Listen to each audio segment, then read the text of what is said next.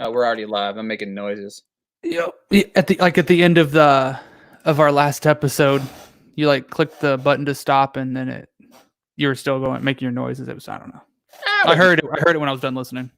Oh, it's all right. It's cool. All right, what's up, everybody? We are live, just rambling and mambling here. We've got another fun mock draft plan for you guys. We are slowly but surely filling up the draft room. Stoops, how are you today, my man?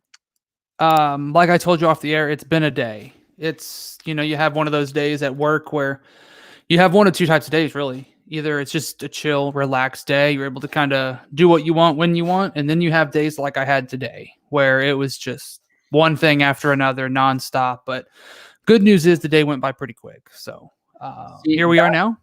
That's the plus side, right? Yes. That's the plus side of kind of craziness. Exactly. It does have some sort of redeemingly good quality fast time to it. But I will admit I had one of those days as well, and it was pretty long. Like I sat there for like 2 hours just answering phones. I'm just like boop, boop, boop, boop, boop, boop, boop. So I got outbid for Marcus Mariota. Oh man. I don't know what I'm gonna do. Yep. Let's see here.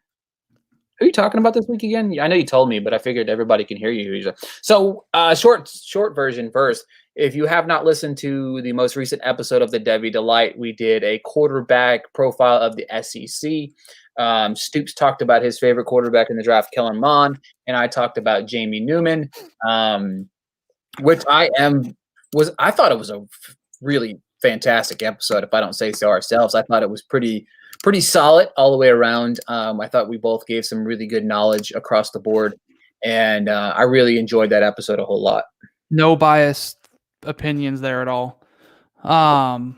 No, I agree though. I agree. Like I said on the air whenever we were recording that episode, I always do research, right? I obviously do some research into all the guys, but that one I went a little bit deeper. I actually had to go back to the 2017 season and literally go game by game and see on what down did he throw an incompletion and when, you know what I mean? I had to go through and look all that because on the site we only go back to 2018 right now. Yeah. So had to go back and get all that stuff, but I wanted to make sure I was as accurate with the numbers as possible. So it was a lot of fun. I had a blast with that one. Obviously, talking SEC, anytime we do that, I'm on board. You know what I mean? And then, albeit Kellen Mond is not my favorite Devy quarterback out there, it is still Texas A&M, and you know me. Anytime I can bring up A&M and it's not frowned upon, I'll do it. Yeah, it was good. And to be honest with you, I kind of coincided with a piece that I got coming out with Coast to Coast very soon about Jamie Newman.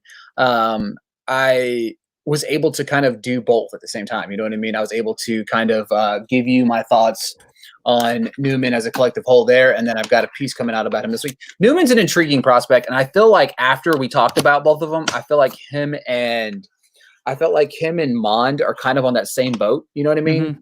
I feel like they're almost similar players. And yeah, I just feel like there's some questions surrounding both of those guys, and I think they both could have either improved their draft stock drastically, or they're just going to be a late round selection somewhere. So, and you said you're going to talk about who this week? Who did I tell you? Rakeem Boyd. Rakeem Boyd. I'm excited about that one. How I came down on that one. Isaiah Spiller was obviously one of my top options that I wanted to talk about, but at the same time, I didn't want to go A&M, like keep it going. You know what I mean?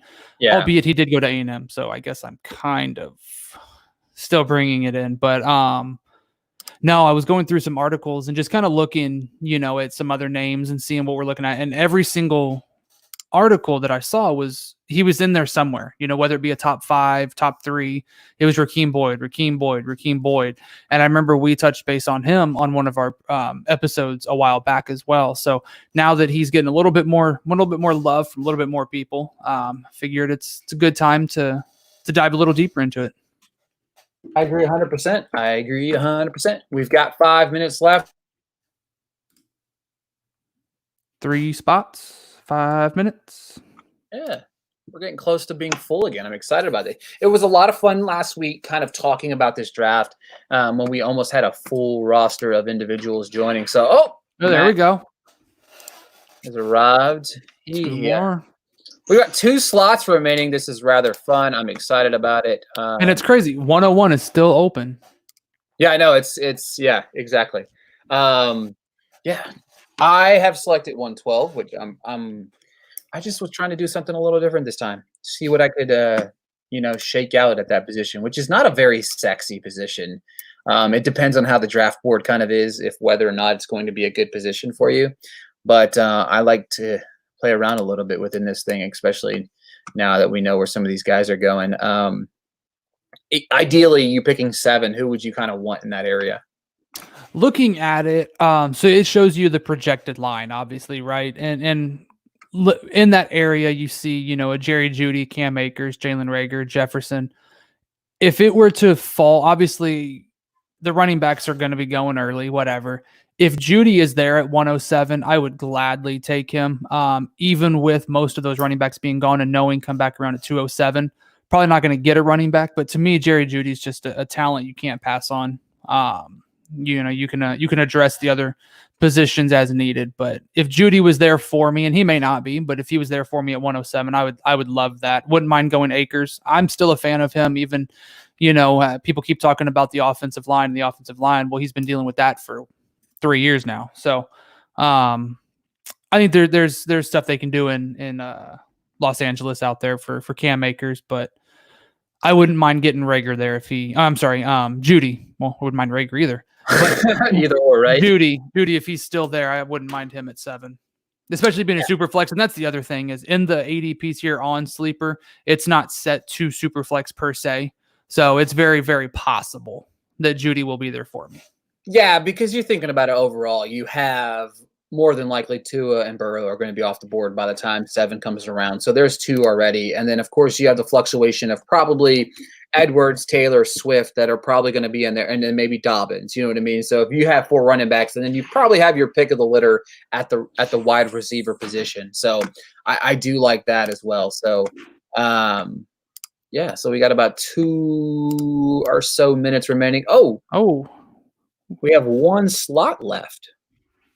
So 50 Shades of Drunk has slid into that top spot. Here. Man, we might have a full mark this week, Stoops. Just need one more. I know, right? We got 1 more left. I'm excited about it. Folks, do us a favor. Head on over to expandtheboxscore.com. Check out all the tools over there. The advanced statistics are insane on the site. Stoops and I use them each and every week to prep for our podcast. I utilize them for our rankings. I utilize them for a lot of things. You know what I mean? Stoops and I are in 3 Devy. Boom. Oh, we're full. We are full, which I am very excited about. It's pretty awesome. We've yet to have a full one. We had 11 and 12 last week. This week we had 12. So it makes these a lot funner and makes us want to host more of these because what we're trying to do is we're trying to gather some ADP. Stoops has been plugging away with the results. At the end of the month, our goal is to kind of release a ADP style, whether it's rankings or just a little piece regarding the ADP that we've gathered. And then, of course, when June comes around, we'll kind of refresh that and do the same thing in June. So I'm excited about that as well. So it's going to be a lot of fun. Let's see what we got here. Right. We are getting ready to start in just a second here. I'm just refreshing my dynasty here to see who somebody stole AJ Green from me at the last minute. There's a surprise. Shocker. All right. Back to being mad about the new day. All right. Yep. I'm just going to ignore that now because I'm mad. We're getting ready to go live. I'm going to drop some information here. Super flex. 4 rounds. All we really need to know. That's pretty much it. Yep. Yeah, that's really, just in case we have some questions. So, all right, 3, 2, 1. Look, I found the button this time. No questions. Well, I can't look because I don't see it on the screen. So there's that. Oh, wait a minute. Yes. Sorry, guys. I mean, I can see it, but I can't see what you're doing. Yeah, there we go. All right, now we're live, guys. The draft. Now we're cooking with grease. Yes, we are, or whatever. All right, so 50 Shades of Drunk joined us here. I'm excited about it. I'm excited. We got a full mock locked and loaded. It's going to be interesting to see what we've got going on here. See if he could even hop on, even if he's not in. You know what I mean? Say what? Oh, I think okay, I got you. Yeah. So it's going to be interesting to see. Let's see what kind of differential we have. I was going to pull up the other ones while I had the where we were going at this thing. So obviously the last draft that we had, Tua and Burrow went 101 and 102. Oh, Clyde Edwards-Helaire right off the top. This is the first time that we've done this post mock.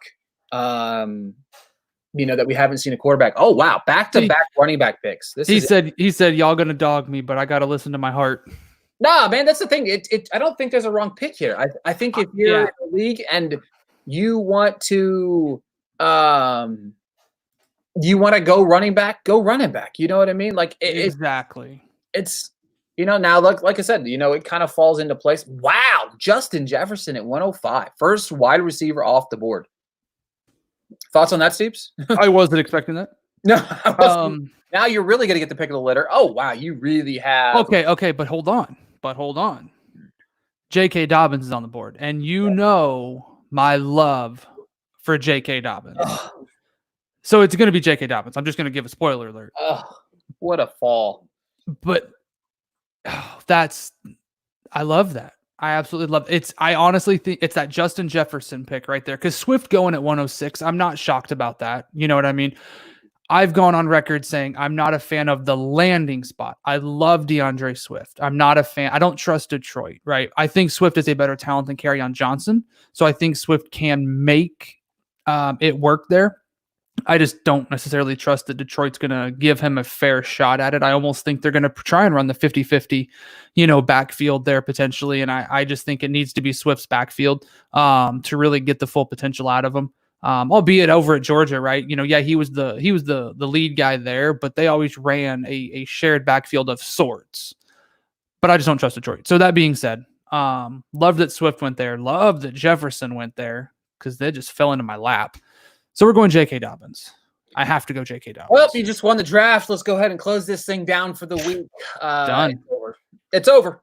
It's over, guys. No, I'm kidding. I agree with you. Somebody said in here they like the ballsy Jefferson pick. I couldn't agree more. The thing about it is getting your guy, right? Yep. You don't always have to go by ADPs. You don't always have to go by what everybody else is saying.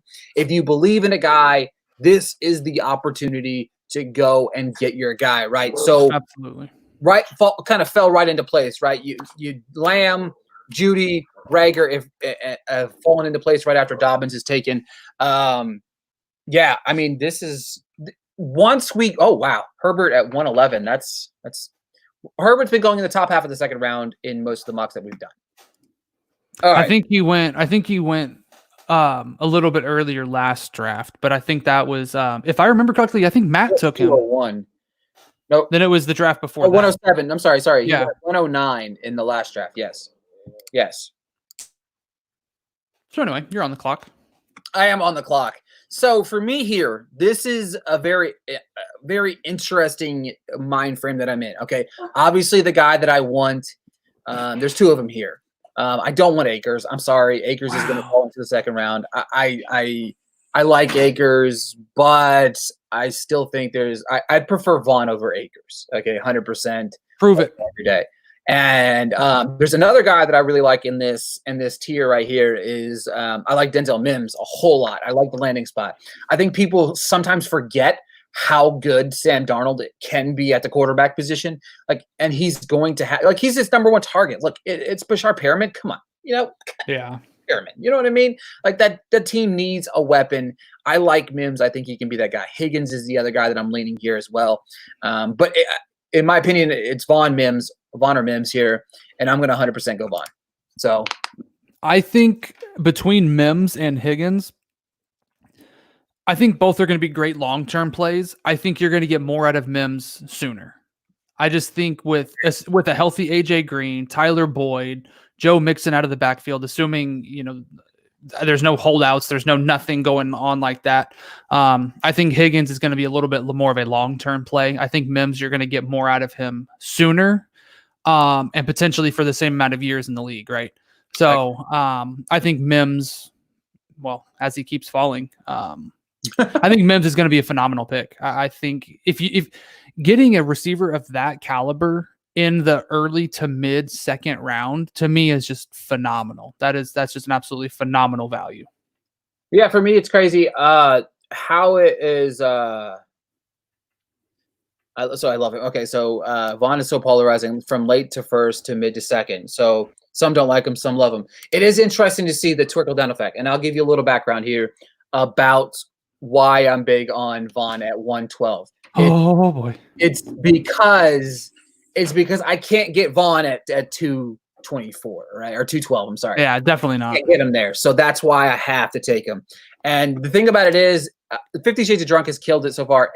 Clyde Edwards and Cam Akers back to back.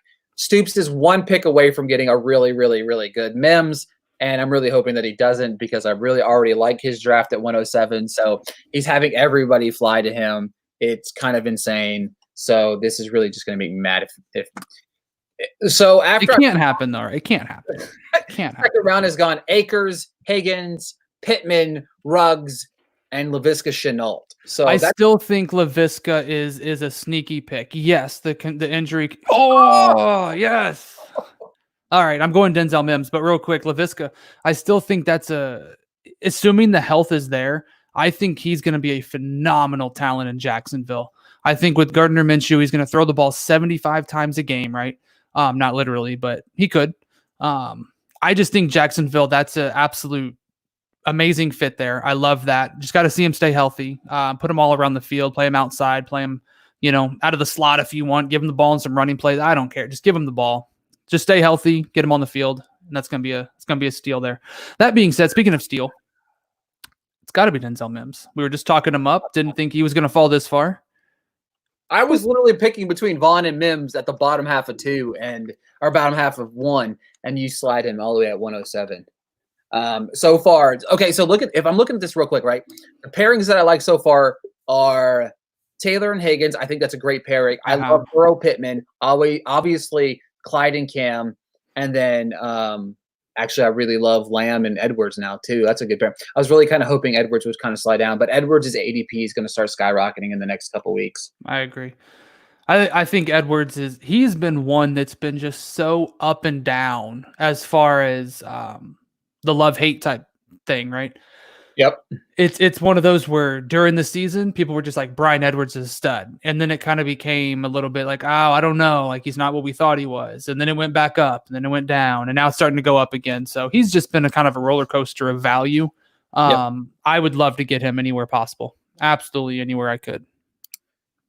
Yeah. Man, there's some good pairings, I say in this. It's kind of fell a little bit weird, different what I was expecting. Mm-hmm. But this has kind of gone really not like it's really gotten a couple of good pairings for a couple of people. I wasn't very fond of the Ayuk pick. I don't like Ayuk over Mims. Actually, I wouldn't take Ayuk over Mims or Edwards, to be honest with you. Yeah. Because at the same time, we were talking about it. It's you're not going to get anything out of Swift this year. Like I think like you said, it's going to be 50-50, or maybe he can overtake the thing. But I have a firm belief that this time next year, Matt Patricia will be a defensive coordinator somewhere in the NFL. He will not be a head coach. I do not think the Lions are going to be good this year. I do think the Lions are going to be in contention to draft Trevor Lawrence. And I would love to see Trevor Lawrence paired with DeAndre Swift and Kenny Golladay. Just sign me up for it right now, please. Well, and Hawkinson. Well, and Hawkinson as well, yes. So just sign me up for that right now. That's the kind of pairing that I'm really hoping for. As I look at this, the board is kind of interesting. I see a couple of guys that I kind of want. I've grown more akin to Zach Moss over the last couple of weeks. Mm-hmm. I just don't like that battle. You know what I mean? Singletary's there. Singletary's going to have some presence. I don't know if Moss is going to have short-term value right now. Obviously, like we said, it's a long game as well. I think with Moss, it's going to be, what was it, last year, 2 years ago? I think it was 2 years ago with Gus Edwards out in Baltimore. I think that's what Zach Moss's role is going to be. He's only going to probably get, I don't know, let's say 7 to, let's call it 12 carries a game roughly. Throw some passes in there, whatever. Yep. May not get a whole lot of yards, but he could almost get you a touchdown a week, right? Yep. I think Moss, that's going to be his role with the ability to catch the pass and make plays after the catch up his sleeve as well. So I think health permitting, I think Zach Moss is going to make a much larger role or a splash. Let's take Zach Moss by default, I think. Yep. But I like Moss there. I like Singletary as well, so I get it. You know what I mean? The backfield there is quite crowded. But overall, I'm still a fan of Moss. I'm still a fan. I regret picking at 112. No, I'm just kidding. I think what we might, I haven't really talked about this with Stoops out loud or anything like that, so he's just going to be surprised when I say this, but I'm thinking maybe in June that we could pivot to maybe a 8-round mock with full players to see where rookies are going and maybe ADP them that way. You know what I'm saying? It would be interesting to see how their ADP would fluctuate into June, because a lot of people are getting away from even our draft that we're doing right now. They auctioned in all of the players, you know what I mean? Like all of the players are in the auction. Obviously not Devy, but it's a separate auction. But all of the rookie players are so I think as we transition into June is going to be more of a, those guys might be lumped into the drafts and stuff like that instead of, the rookie drafts might be a little bit past due. So we might do something like that. I think that would be fun. I think that'd be cool. And limit it to 8 rounds. Obviously, we don't want to be here all night. We want to just do a podcast about it while we're talking about it, and just have a little fun. But it would be interesting to see where some of these rookies go in the 4 rounds that we're doing now versus 8 rounds of everybody being available. So I like the idea. And then pulling the ADP, and then in July, it kind of shows the rookie ADP there. So we had Antonio Gibson, somebody that Stoops is very, very high on. And then A.J. Dillon too. I still don't understand the Dillon love. I don't get it. I don't get it, guys. I don't get it. Aaron Jones is the guy. Aaron Jones is going to be the guy. I know Dillon's going to see some field. I think Dillon's going to take some carries. But you have Jamal Williams there too. You know what I mean? Like you have other guys there. I don't even know if he's a long-term play either. I don't know. I don't like the Dillon. I didn't understand it draft night, and I don't understand it right now. Could I be wrong, Stoops? No, I agree with you. And we talked about it when in our auction that we're in right now. I don't know what his dollar amount is, but when we were talking earlier, it was like $51, $53 or something like that. Yeah, super Which, high. I mean, there's NFL vets, that score obviously much higher fantasy points because they've been in the league, but have much better opportunities that are going for $27, $32. It's the rookie fever. That's what it is. This is obviously totally different because it's all rookies, but it's the rookie fever that's driving the price up for a lot of these guys. And I think that's where people are willing to spend a little bit higher draft capital. I agree. Yeah, and then like I said, when we pivot into that 3rd round, oh God, it's my pick. Yeah. I'm just sitting here yapping away. Imagine having the commish auto pick. As he's talking.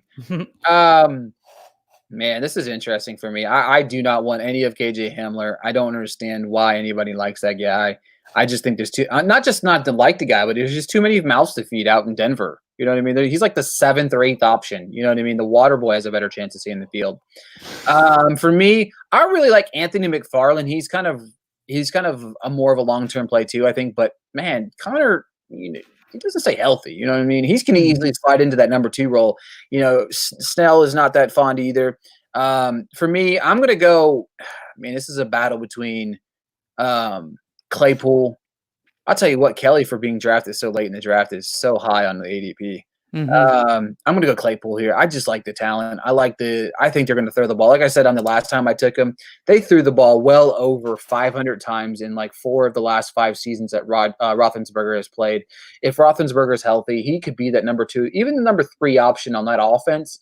You got to divvy up you got to divvy up the football. So I like the Chase Claypool right there. After 2, favorite team so far, what is it, Stoops? Outside of yours, because you really like I gotta go. Yeah, no, I like it, but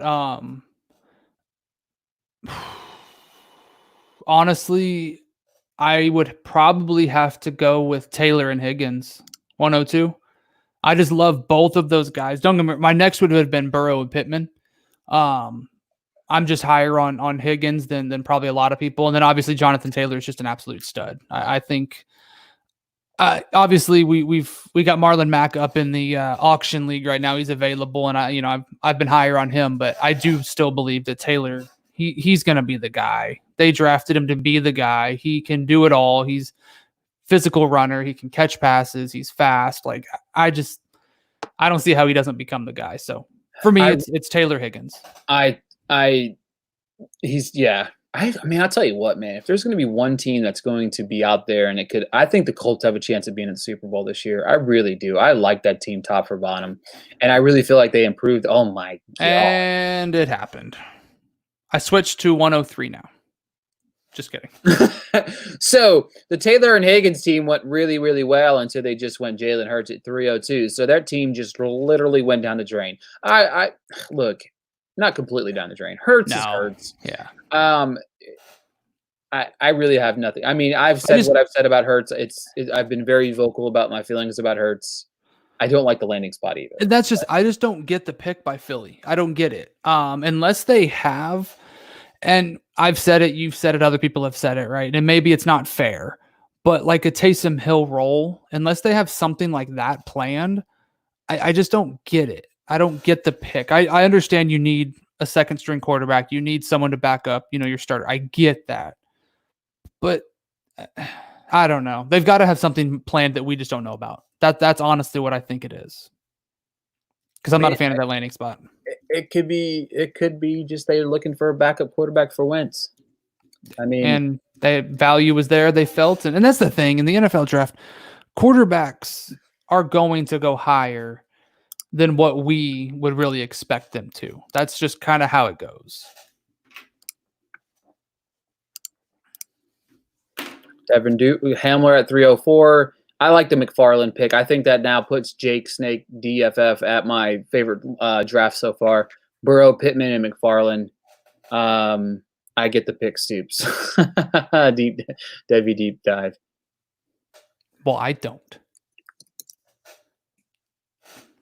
Well, let's ask him. What did you like about it? All right, so interesting TBS went 3 receivers. I like it. And the thing about it is 3 interesting choice at the receiver position. Obviously, he reached up there for Jefferson, which I kind of like the pick. Yeah. You are a lot higher on Jefferson than I am. I get why you are, but I just like the other guys ahead of him a little bit better. Laviska, we've talked about him. He's got all the talent, man. If he just stays healthy, Minshew is going to utilize him. You know what I'm saying? He's going to have to. Obviously, they've got weapons down there. It's not just Laviska. But just imagine, though, next year, they could be in the running for, Trevor Lawrence as well. And, Trevor Lawrence could be throwing the Laviska next year. So Darrington Evans dropped off at 306. Swift, Ayuk, Evans, pretty solid three punch.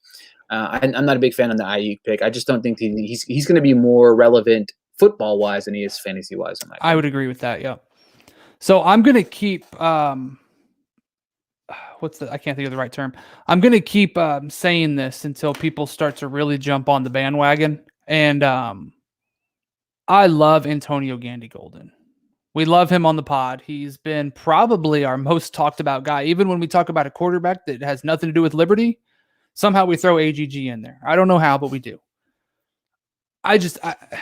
I think Antonio Gandy-Golden is going to be an absolute stud at the next level. I keep saying I sound like a broken record, right? When he went down to Mobile, he proved a lot of things that people needed to see, in my opinion. So I'm a fan of him. I like the landing spot. I don't see too much competition for the position that he would be playing on the field. I think he's going to see some opportunities early, and I think he's going to prove a lot of people as to why he is in the league. So I'm going to go Antonio Gandy-Golden at 307. I like it, obviously. I'm just disappointed that your draft is going so well right now. Could you imagine if this was like a real draft? Oh my God. I would trade away my 4th round because I feel so good about it. Right? Or maybe knowing your luck, Eno Benjamin will slide right into 407. You know what I mean? Or hey. I like Tyler Johnson too. Yeah, I like Tyler Johnson a lot. I don't know, I live near King of Prussia. Yeah, Joshua Kelly. You know what? To be honest with you, I was really mad about the Joshua Kelly pick because I was really hoping that Justin Jackson would be able to get a little bit of action. You Mm-hmm. know, because I don't know if they're going to be able to utilize Eckler the same way they did last year, which would be cool if they did. We had a comment. Ooh, how is Dobbins not 100? Yeah, exactly. Our thoughts exactly. How is Dobbins not 103, 105? We don't know the answer to this question. I don't know. Well, here's the thing too. I know that at 102, after he picked Taylor, which I don't think is a wrong pick, even though he was like, oh, it's super flex, my bad. So if he would have gone Burrow at 102, yeah, Taylor probably would have just gone 103. Things could have shaken up a little bit different. Who knows? So, but I'm not complaining. I am not complaining. Look, Mo's just submitted in our auction while we're talking. Good Lord, I've been bidding on Richard Valera, the Mega Powers, guys, last minute since yesterday, thinking Hanley DX has Mega Powers. That's really nice of him. That's very, very nice to know that he's bidding up my guys for no reason. Isaiah Cutler. What? Sorry. That league. Anyway, that league is awful. Back on track. Back on track. I am really not sure where I'm going to go here, Stoops. Well, it's a good thing you got a couple picks to decide. I don't know who's listening. Please, if you're listening to this, do not pick any of the guys that I want to. Obviously, it looks like Joshua Kelly probably be auto drafted in this slot right now because it looks like Dookie is not around. He was here and then he was not here. Dookie said hi and then said bye. Let's see. I don't know. I would like Adam Troutman to fall at 112 or 312. Nice. I don't know. Troutman, Johnson, Benjamin. I'd be okay with any of those guys. No P. Ryan? I like P. Ryan. I just didn't like the Frank Gore signing. That pissed me off. Yeah, I don't get. I think, and I heard it on another pod. I think it's almost more of a mentorship type of course, Frank Gore is going to play, right? They're not going to pay someone to come in and just be a mentor. But I think that's going to be a big role, for Gore is to kind of take P. Ryan under his wing and, show him the ropes and stuff like that. So I think that's a big reason for the signing. Outside of that, I don't know. I think it's a big knock on P. Ryan. I do, because this was my thinking behind P. Ryan, right? P. Ryan would have had a chance to showcase himself, right?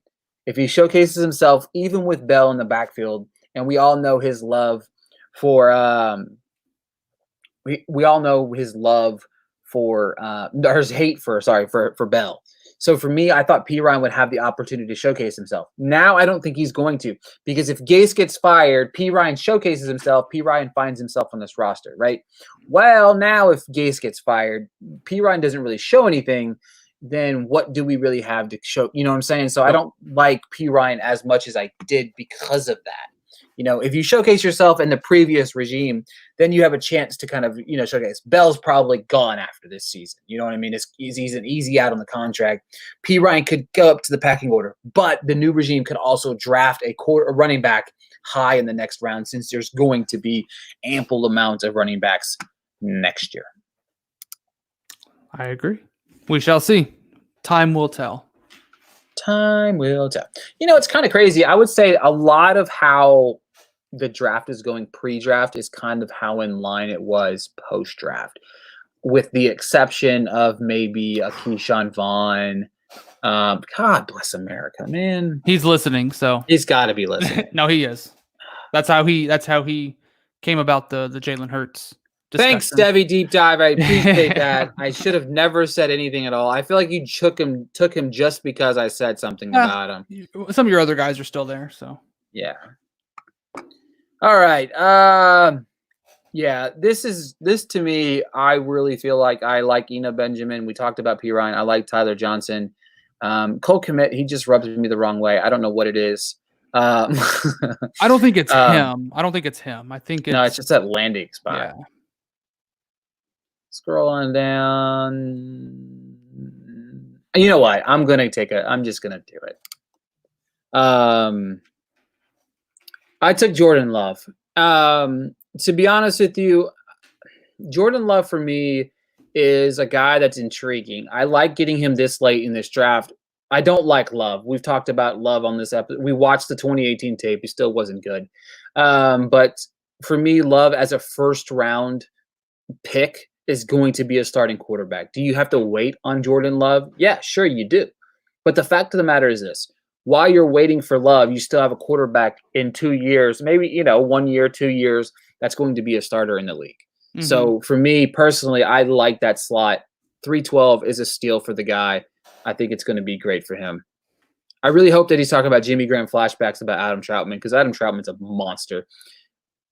If they can get him in there, and I know Cook is still there, right? Cook is still with the Saints. But if they can figure out, I was thinking about this. So they have Michael Thomas, right?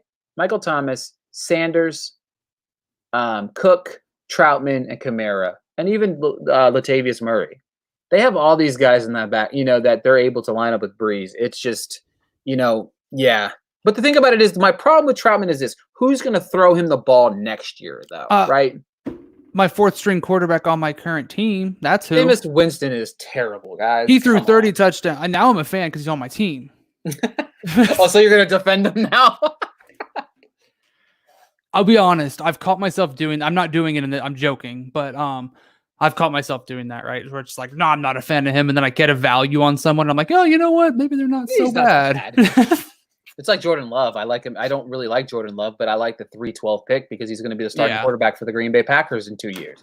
You know what I mean? It's just like Adam Troutman. He's going to be in Sean Payton's offense. Sean Payton likes to use that tight end position. You know what I mean? Cook has probably gone after this year, so Troutman's an automatic starter. So at 310, you're getting a starting tight end in the next 2 years. I like it a lot. You know what I mean? I think his value is much higher than 310, in my opinion, as well. I think there's a lot of guys in that round I would have taken Troutman ahead of. You know what I mean?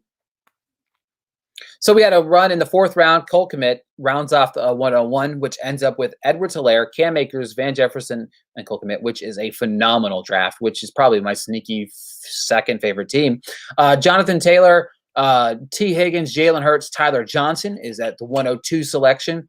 103, which is slowly but surely becoming my favorite team, I think, which with Joe Burrow, Pittman, McFarland, and P. Ryan, I think it's going to come down to that fourth rounder for me picking between these two guys. And right now, AB's is picking with Tua, Henry Ruggs the third, KJ Hamler, and Asiasi, I guess. I don't know. Devin. And then TBTBS rounds his team out with a running back / wide receiver, which he went 4 receivers, but Bowden is being characterized at the running back position. So Jefferson, Laviska, Duvernay, and Bowden. And what Stoops does in his fourth round could really determine whether or not he wins this draft or not. So I already know who I'm going to take if he's there. I pick my 4 in a park pickup game against any other squad. That is very true. He has a very fast team. Yeah. Jefferson, Chenault, Duvernay, and Bowden. Absolutely. I'm taking Hightower in case you want him. Well, all right, then dibs. Stoops picks before I do, so you lost. Let's see what happens here. All right. Gabriel Davis. So here's where I'm at with it. I've got my running back. I've got the 2 receivers. There are other skill position guys I like. But there's this specific quarterback on a specific team that you talked about earlier. I'm going to go Jacob Eason here. It's super flex, so got to get my quarterback right. I love the value on him. I love the Colts, what they did in this draft. Phenomenal offensive line, so I think that's just going to do wonders for him. Now, what happens with Brissett after this season? Again, I haven't pulled up his contract to look at that, but I think both him and definitely Rivers are pretty easy outs. Not that they would get rid of Brissett just because, right? But at the same time, I think they drafted Jacob Eason to mold him and to have him become the guy. That's my opinion. I'm going Jacob Eason here. I would love to get him at this spot, and I think that's an absolute steal of a pick. I love Eno. I love Eno Benjamin.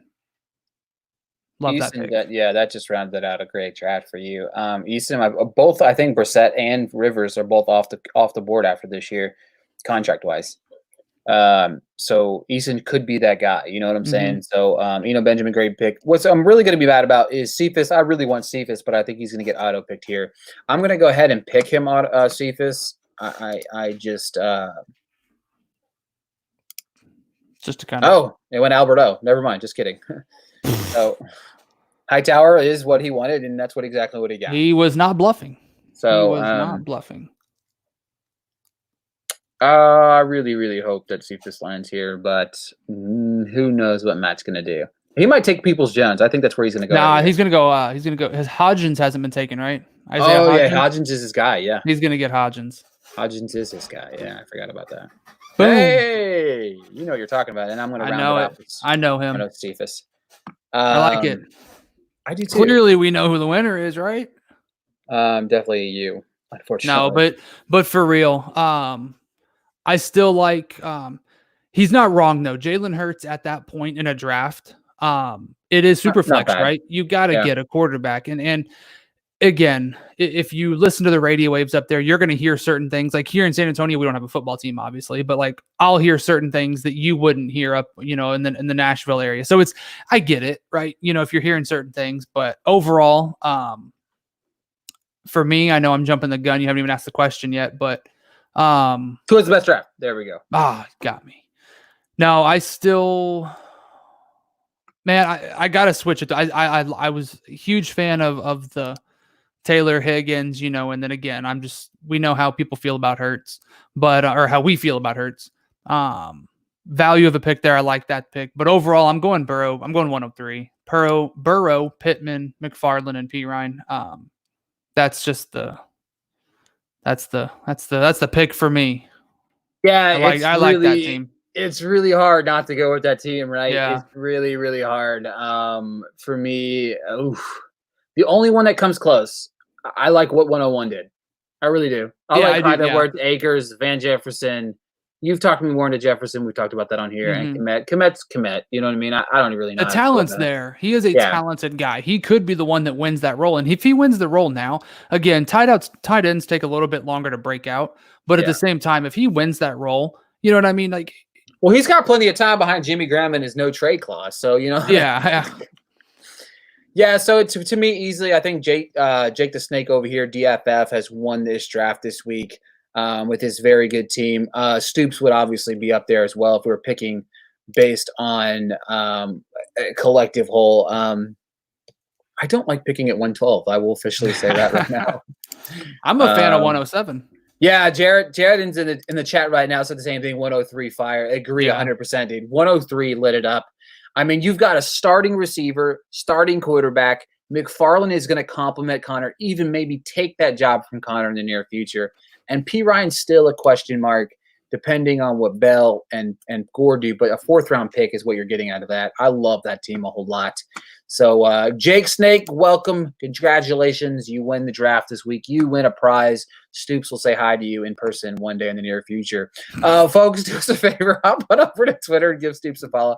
Add Stoops19. Give myself a follow at Ricky Blair _ Give the show a follow at the Devy Delight. We'll be going live this Saturday, 8 a.m. Central Time, 9 a.m. Eastern Time. We'll be going and we'll be talking about the running backs of the SEC. There's a poll up right now. I don't know if it's complete yet of who I'm going to talk about this week. Might be so I've been doing a thing where I let the viewers pick, or let the viewers and Twitter pick who I'm going to talk about each and every week on the Devy Delight. So I'll be interested to see who wins that. I think last time I looked, Kylan Hill was winning that poll, if I remember correctly. But folks, make sure to tune into the podcast each and every week. The newest show is up, Quarterback SEC Talk, Kellen Mond, Jamie Newman. And until next time, we'll talk to you guys later. See y'all later.